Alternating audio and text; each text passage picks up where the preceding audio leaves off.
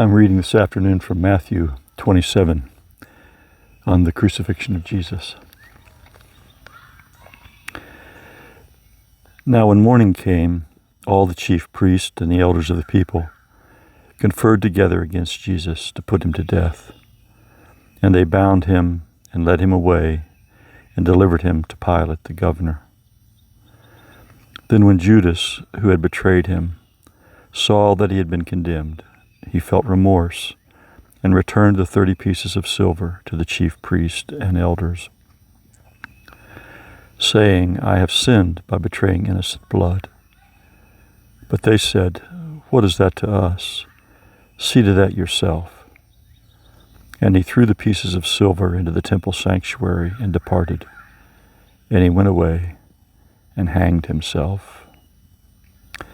The chief priest took the pieces of silver and said, It is not lawful to put them into the temple treasury, since it is the price of blood. And they conferred together, and with the money bought the potter's field as a burial place for strangers. For this reason that field has been called the field of blood to this day. Then that which was spoken through Jeremiah the prophet was fulfilled. And they took the 30 pieces of silver, the price of the one whose price had been set by the sons of Israel, and they gave them for the potter's field, as the Lord directed me. Now Jesus stood before the governor, and the governor questioned him, saying, Are you the king of the Jews? And Jesus said to him, It is as you say. And while he was being accused by the chief priests and elders, he did not answer. Then Pilate said to him, Do you not hear how many things they testify against you? And he did not answer him with regard to even a single charge. So the governor was quite amazed. Now at the feast, the governor was accustomed to release for the people any one prisoner whom they wanted. At that time, they were holding a notorious prisoner called Barabbas. So when the people gathered together, Pilate said to them, Whom do you want me to release to you, Barabbas, or Jesus who is called Christ? For he knew that because of envy they had handed him over. While he was sitting on the judgment seat, his wife sent him a message, saying, Have nothing to do with that righteous man, for last night I suffered greatly in a dream because of him. But the chief priest and the elders persuaded the crowds to ask for Barabbas and to put Jesus to death. But the governor said to them, Which of the two do you want me to release to you? And they said, Barabbas. Pilate said to them, Then what shall I do with Jesus, who is called Christ? They all said, Crucify him. And he said, Why? What evil has he done? But they kept shouting all the more, saying, Crucify him. When Pilate saw that he was accomplishing nothing, but rather that a riot was starting, he took water and washed his hands in front of the crowd, saying, I am innocent of this man's blood. See to that yourself. And all the people said, His blood shall be on us and on our children. Then he released Barabbas for them, but after having Jesus scourged, he handed him over to be crucified. Then the soldiers of the governor took Jesus into the praetorium and gathered the whole Roman cohort around him. They stripped him and put a scarlet robe on him. And after twisting together a crown of thorns, they put it on his head and a reed in his right hand. And they knelt down before him and mocked him, saying, Hail, King of the Jews! They spat on him and took the reed and began to beat him on the head. After they had mocked him, they took the scarlet robe off him and put his own garments back on him and led him away to crucify him.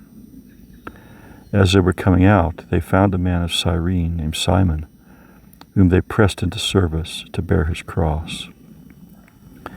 And when they came to a place called Golgotha, which means place of a skull, they gave him wine to drink, mixed with gall, and after tasting it, he was unwilling to drink. And when they had crucified him, they divided up his garments among themselves by casting lots. And sitting down, they began to keep watch over him there. And above his head they put up the charge against him, which read, "This is Jesus, the King of the Jews." After that time, 2 robbers were crucified with him. At that time, 2 robbers were crucified with him, one on the right and one on the left. And those passing by were hurling abuse at him, wagging their heads, and saying, "You who are going to destroy the temple and rebuild it in 3 days, save yourself.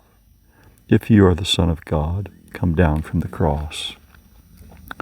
In the same way the chief priests also, along with the scribes and elders, were mocking him and saying, "He saved others, he cannot save himself. He is the King of Israel. Let him now come down from the cross, and we will believe in him. He trusts in God.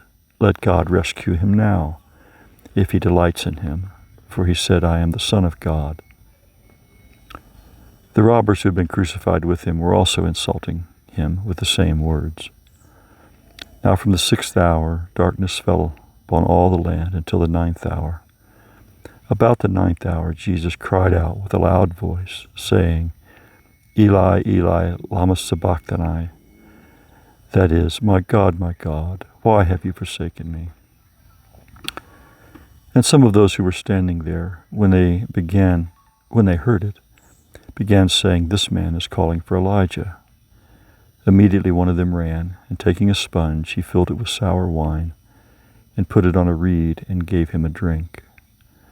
But the rest of them said, "Let us see whether Elijah will come to save him." And Jesus cried out again with a loud voice, and yielded up his spirit. And behold, the veil of the temple was torn in 2 from top to bottom, and the earth shook, and the rocks were split. The tombs were opened, and many bodies of the saints who had fallen asleep were raised. And coming out of the tombs after his resurrection, they entered the holy city and appeared to many. Now the centurion and those who were with him, keeping guard over Jesus, when they saw the earthquake and the things that were happening, became very frightened and said, "Truly this was the Son of God." Many women were looking on from a distance, who had followed Jesus from Galilee while ministering to him. And among them was Mary Magdalene, and Mary, the mother of James and Joseph, and the mother of the sons of Zebedee.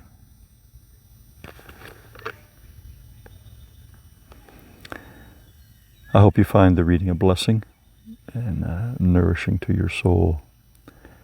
Jesus said, "If I be lifted up, I will draw all unto me." May he do that work in each of our hearts.